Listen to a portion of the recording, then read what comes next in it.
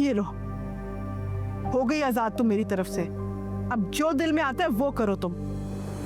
मेरी जिंदगी में जो भी होगा उसका शिकवा ना मैं आपसे ना जुबैर से किसी से नहीं करूंगी। सहर,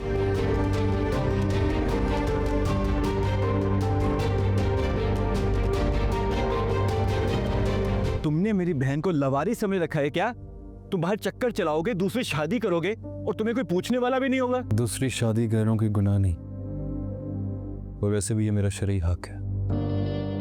तुम्हें सारी शरीयत पता है कि बस अपने मतलब की रटी हुई है।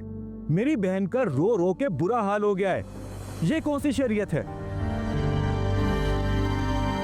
हसन बेटा, तुम्हें अल्लाह का वास्ता है, अम्मी प्लीज मेरी बेटी पर ये जुल्म ना करो। ऐसे मत करें माँ।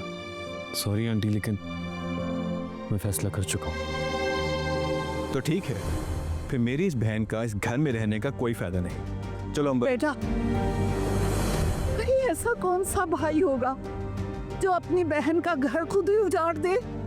आंटी, जब पानी सर से ऊंचा हो जाए तो बहुत कुछ करना पड़ता है। अंबर मेरी बहू है और हसन की दूसरी शादी के मैं भी खिलाफ हूँ।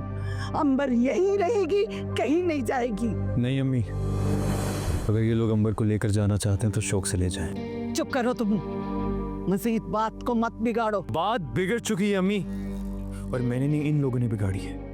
मैं अपना फैसला कर चुका हूँ और मैं अपनी बात से फिरूंगा नहीं। अगर अंबर यहाँ पे रहना चाहती है तो शौक से रहे, लेकिन अगर आप लोग उसे लेकर जाना चाहते हैं तो मैं रोकूंगा नहीं।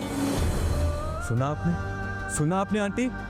इसको मेरी बहन की रत्ती बराबर परवाह नहीं है।